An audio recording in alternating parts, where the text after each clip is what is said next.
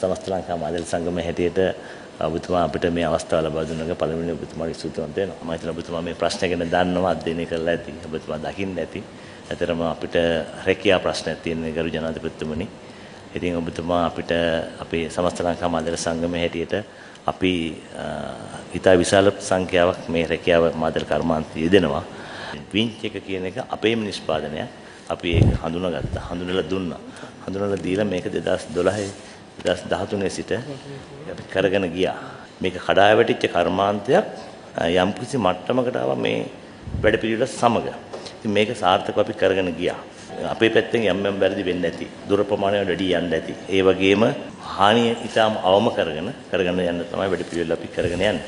ඒකෙදි අපි දැන් මේ ප්‍රශ්නේ අන්තිමට આવොත් එහෙම අපි මේ කරගෙන ගිය වැඩපිළිවෙලක් තියෙනවා. ඒක අපිට නව තාක්ෂණයත් එක්ක ඔබතුමාගේ ගරු ජනාධිපතිතුමා තාක්ෂණයත් එක්ක අපේ හදාගත්තු තාක්ෂණයක් මේක. ඒකේ අඩුපාඩු වැරදි මොනවා හරි වැඩපිළිවෙලක් තියෙනවා නම් ඒ දැල සාමාන්‍ය මිනිස්සුන්ගෙන් අදින්න බාධාව තියෙන ශ්‍රම බාධාවද? ශ්‍රම බාධාව ප්‍රමාණයේ බාධාවන් තියෙනවද? ප්‍රමාණවත් බාධාවක් දැලේ බාධාවක් නැහැ ජනාධිපතිතුමනි. ශ්‍රමිකයන්ගේ බාධාවක්. මේක තියෙනවා නම් අපිට ඉක්මනින්ම කන්වර්ට් වෙන්න පුළුවන් සාමාන්‍ය මිනිස්සු අදින එකට. අදින එකට අපිට නිකන් හිතුවොත් නේද? ඔව් එතන අපිට මේ වෙනස්කම තියෙන්නේ ශ්‍රමය තමයි අපිට වින්ච් එකෙන් ගන්න. ශ්‍රමය ගන්න. ඒ වගේම තියෙනවද මිනිස්සු සාමාන්‍ය දීවරයෙන් මේක අදිනකොට යන කාලයයි වින්ච් එකේ කාලය අතර වෙනසක් තියෙනව නේද? නැහැ ගරු ජනාධිපතිතුමනි, හුඟක් දුරට ඒ හා සමාන. මොකද දැල කියන එක වින්ච් එකෙන් අදින්නත් සාමාන්‍ය විදිහට ඇද්දත් එක හා සමානව තමයි දැල කොටට එන්නේ. ඒකෙදි වැඩිපුර හයියෙන් ඇද්දොත් එහෙම ඒ මාළු සම්පත නැතු වෙනවා. සුළු පන්න දීවර ඉන්නවනේ. ඒගොල්ලොත් මේ කර්මාන්තයේ දෙන්නේ නොගැපුරු මුහුදේ නේද? ඒගොල්ලෝ ඒගොල්ලන්ට මොකක් හරි බලපෑමක් තියෙනවද? එහෙම කිසිම බලපෑමක් නැහැ. මේකෙත් ඔබතුමා දැන් මෙතනින් බහැලා එලට යන්න ගියොත් අපි යනවා එලට බහැලා. ඔබතුමාගෙන් උඩට යන්න කාටවත් බෑ. ඔය පාරෙන් ওই ටික ඔක්කොම අකුලගෙන අපි යනවා යන්න. හැබැයි අපි ආවේ මේ මුලදී මම ඉන්නේ. මෙහාට ඇවිල්ලා පාරේ ඉන්න ඕනේ මිනිස්සු නෙමෙයි අපි රස්සාවක් කරන් ඉන්න ඕනේ මිනිස්සු. මෙහෙම කියන්නේ රස්සාවක් කරමින් හිටියා. ඒක ආදායම් මාර්ග බවට පත් වෙලා තිබුණා. ඒ ආදායම් මාර්ගය තමන්ගේ ජීවිතයේ තිබුණට වඩා නේද? සාමාන්‍යයෙන් දීවර කර්මාන්තයේ මට වඩා වැඩි ආදායමක් ගෙනත් දුන්නා. තමගේ දරුවන්ට නේද? අනාගතයක් හදන, නිවාසයක් හදාගෙන, වාහනයක් මිලදගෙන පොඩි අර ආර්ථික වශයෙන් යම් දියුණුවක් අත්පත් කරගත්තා. ඒකට අපිට ආණ්ඩුවක් හැටියට කාගේවත් ආර්ථික දියුණුවට බාධා හැදෙන්න අපිට ඕනකමක් නැහැනේ. අපිට ඕනකම තියෙන්නේ දැනටත් මුදල් උපයාගෙන ඉන්න අය තව තවත් වැඩි මුදල් උපයා ගැනීම තමයි අපේ අපේක්ෂාව. දැනටමත් ආර්ථිකේ කාට හරි හයියක් තියෙනවා නම් තවත් ශක්තිමත් වෙන්න ඕනකම තියෙන එක තමයි අපේ ප්‍රාර්ථනාව. ඒක ඉන්නේ අපේ දීවර ප්‍රජාව තමයි එන්නේ. වෙන අය නෙවෙයිනේ. එහෙම. ඒතකොට දීවර ප්‍රජාව ගැන බලනකොට අපි අර විවෘතව කියන්නේ සමහර දීවර ජනතාවගෙන් පැමිණිලි එනවා. ඒක විශාලයිනේ. දැන් මෙතන ගත්තොත් අපිට ස්ථාන තියෙන 899ක වගේ නේද? මේ වින්චි පාවිච්චි කරන්නේ 300ක් වගේ ප්‍රමාණයක්. 100ට ආසන්න ප්‍රමාණයක්. ඔය වගේ ප්‍රමාණයක්. අර නිල වශයෙන් අවසර 300ක වගේ ප්‍රමාණයක් නේද? ඊට අමතරව අර වගේ දකුණු පළාතේ ඇත්තෙම නැති තරම් නේද? ඔකට තියෙන්නේ. හැබැයි අර පොදු දීවර ජනතාවගෙනුත් විශාල පැමිණිලි ප්‍රමාණයක් එනවා. මේක තමන්ගේ කර්මාන්තයට තමන්ගේ ජීවන අහානියක් වෙලා තියෙන එක. දෙවැනි එක තමයි අපේ තියෙන මුහුද අපේ තියෙන සම්පත අපි ආරක්ෂා කරගනිමින් ඕන කර්මාන්තයක් කරන්න ඕන. يعني මේ වෙලාවේ ජීවත් වෙන අපි ජීවත් වීම පමණක් නෙවෙයි මේ සම්පත් අයිති මේ වෙලාවේ ජීවත් වෙන අපිට විතරක් නෙවෙයි මේ සම්පත් අයිති අනාගතේ නේද?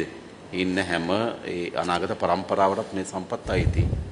ඒතකොට මේ වෙලාවේ අපි සම්පත් නෙලා ගන්න ඕනකම තිබෙන්නේ නේ. අර ඒ අයගේද අයිති අපි ආරක්ෂා කරගන්න. මේ ගැන අපි සැලකිල්ලක් කරන්න ඕන දෙවෙනි කරුණ. තුන්වෙනි කරුණ අපි සැලකිල්ලක් කරන්න ඕන මේ පිළිබඳ නිල වශයෙන් විද්‍යාත්මක ආයතන තියෙනවනේ. නාරායතනය, මීපායතනය වගේ නේද? මේ පිළිබඳව අධ්‍යයනය කරන පරිසර අධිකාරිය මේ වගේ මේ පිළිබඳවම අවධානය යොමු කරන ඒ පිළිබඳව නිපුණතාවයක් තියෙන නිලධාරි කණ්ඩායමක් ඉන්න ඕනේ. ඒතර ඒගොල්ලෝ විසින් දෙන අධ්‍යයන වාර්තාන්ද තියෙනවා. ඕනේ මේ තියෙන්නේ. ඒක පැත්තකින් රස්සාව කරන ඕගොල්ලෝ ඉන්නවා. අනිත් පැත්තෙන් ඒක නිසා තමන්ගේ කර්මාන්තයට බාධා වෙනවා කියන කණ්ඩායමක් ඉන්නවා. ඒ වගේම පරිසරයට හානියක් වෙනවා කියලා ඉන්නවා. ඒ වගේම අර විද්‍යාත්මක ලෙස මේක හදාarලා පරිසර හානියක් වෙනවායි කියලා වාර්තා දීපුවා ඉන්නවා. ඔයගොල්ලෝ දෙන කණ්ඩායම නේද? ඒ කියන්නේ මේක අපේ ඇමතුමා හරි නියෝජ්‍ය ඇමතුමා හරි ලේකම්තුමා හරි හොයාගත්තු කතාවක් නෙවෙයි මේක. මේක ඊට අදාළ විද්‍යාත්මක ආයතන විසින් හොයාගෙන තියෙනවා දැනට තියෙන තත්ත්වය අනුව. ඒක තමයි ඔබතුමා කියන්නේ නේද? ඒවා එහෙමම නෙවෙයි නේද? මේක මුළු රටේ මුහුදු සීමාව බැලුවොත් විශාල මුහුදු සීමාවක් තියෙනවා. මේකේ යෙදෙන්නේ ඉතා කුඩා ස්ථාන 800ක 900ක 899ක වගේ ස්ථාන ප්‍රමාණය තමයි යෙදෙන්නේ. ඒක කුඩා ප්‍රමාණයක්. ඒ නිසා ගැඹුරු මුහුදට මේ යන්නේත් නැහැ කිලෝමීටර් එකමාරක් වගේ තමයි යන්නේ. ඒ නිසා මේක මුළු ඒරියා එකෙන් ගත්තොත් කුඩා ප්‍රමාණයක්. ඒ වගේම හැමතැනම දෙන්නේ පාරිසරික හානි අවම වෙන ප්‍රදේශ බලලා තමයි මේවා මේ අවසරය ලබා දීලා තියෙන්නේ. එහෙම තර්කයක් තියෙනවනේ. නේද? ඔබතුමාලගේ පැත්තෙනුත් තියෙනවා අනිත් පැත්තෙනුත් තියෙනවා. අනිත් පැත්තෙන් ගත්තොත් අපි රාජ්‍යයක් හැටියට අපි තාක්ෂණයට වැඩිපුර යන්නත් ඕනකම තියෙනවනේ. තාක්ෂණයේ කාර්යක්ෂමයි වැඩි ප්‍රතිඵල ගෙනත් දෙනව නේද? නිෂ්පාදන ධාරිතාව අපිට වැඩි කරලා දෙන ඔක්කොමත් ඇත්ත. හැබැයි දැන් අපිට මේ පැත්තෙන් ආපු නිල ආයතන වලින් ආපු වාර්තා කීපයක් තියෙනවනේ. ඒක අපිට ප්‍රතික්ෂේප කරන්න බෑනේ. අපිට කියන්න බෑනේ නෑ අපේ සුගතපාල කියන දීවර මහත්තයා ඒක නෙවෙයි කිව්වේ. ඕගොල්ලගේ වාර්තා වැරදි කියලා අපිට ප්‍රතික්ෂේප කරන්න බෑනේ.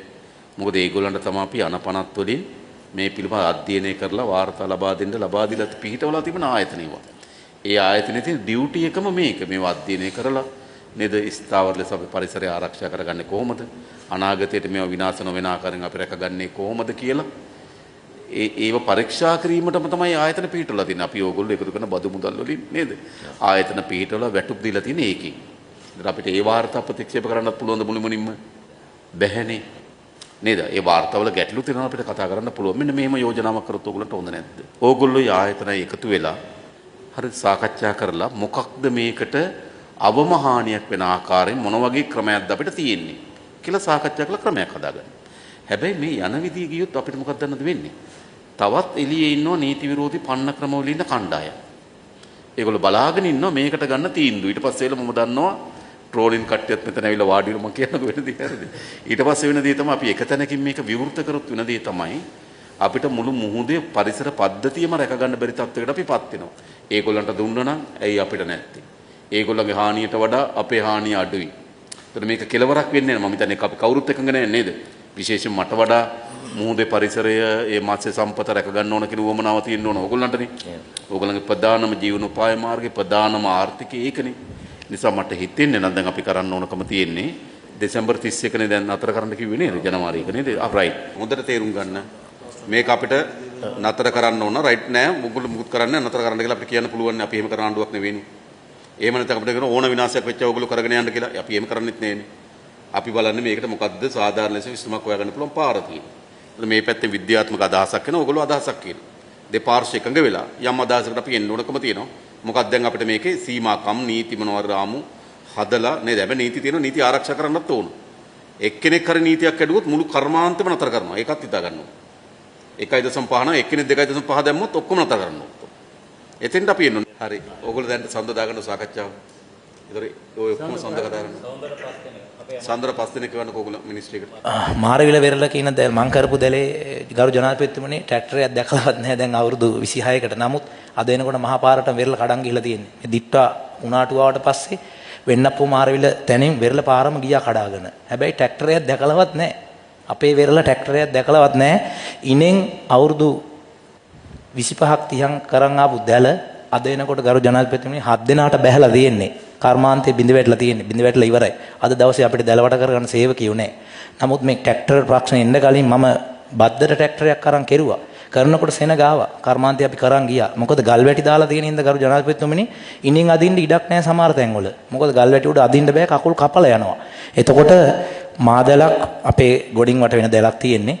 එතකොට මේ ගොඩින් වට කරන දැල ඉනින් එකපාරක් ඇදලා මාළු අපි කියනවා කූඩයක් දෙකක්. අපේ සාමාන්‍ය අපි එයාලට පඩිය දෙන්නේ මාළු අහුවෙන ඉදිරිය ගරු ජනාධිපතිතුමනි. සමහරලාට මේ ටිකේ ගම් වතුර තිබුණා අපිට මාස එකමාරක් නීතිය තිබුණත් දෙසැම්බර් වෙනකන් අපිට දැල ඇද ගන්න බැරුව ගියා. දිට්ටු ඇවිල්ලා ගම් වතුර ඇවිල්ලා අපි කියනවා දීකට උතුරු දීකට දකුණු දීකට ඔය ගල්බැමි දෙක මැද්දේ දීකට එනකොට දෙපැත්තේ දීකට එනකොට ගරු ජනාධිපතිතුමනි අපිට ඉනින් ඇදලා දැල ගන්න බෑ. අපේ ගොඩ ගලට දැල යනවා. දැල කැඩෙනවා. අර වින්චයන්ත්‍රයක් තියෙනවා නම් ගලට යන එක හරි අපිට ඇදලා ගන්න පුළුවන්. එක දැල් පාඩුවක් දාලා ගරු ජනාධිපති සමහර දාට අපි රුපියල් 200යි 300යි සේවක පඩිය. අපි දැල් පාඩුවක් දෙකක් වට කරගත්ත රුපියල් 1000ක් 1500ක් දවසට කවර් කරගන්නවා සමහර දාට. කොහොම බැලුවා මම කියන්නේ ඕගොල්ලන්ගේ ජීවන තත්ත්වය කර්මාන්තේ තියෙන විදිය දැල් පාඩුවක් හදන කෙනාට ගෙවන විදිය දැල් පාඩුව හදනකොට ඉස්සරළම මාළු ප්‍රමාණය මෙච්චරයි කියලා මිල තීරණය කරලා බෙදෙන විදිය දැන් සමහර වෙලාවට මාළු ගන්න එක්කෙනා දැලේ අයිති කෙනාම වෙලක් තියෙනවා එහෙමත් වෙලා තියෙනවනේ හරිද ඒ නිසා වෙච්ච අසාධාරණ මේ ඔක්කොම ටිකක් අපි බැලුවා මෙතන ඇති වෙලා තියෙන ප්‍රශ්නේ ගැන නොසලකා හැරලා නැහැ ඉල්ලීම තියෙන මෙච්චරයි ඔයගොල්ලන්ගෙන් අපි తాවකාලිකව නතර කරනවා විධිමත් ක්‍රමයක් අනුව ඔයගොල්ලන් එක සාකච්ඡා කරලා තාක්ෂණය මම කියන්නේ වීංචිද ට්‍රැක්ටර්ද කියන්නේ නමුත් තාක්ෂණය මාදල් කර්මාන්තර ගේන්නේ කොහොමද කියලා එකඟතාවයකට එනවා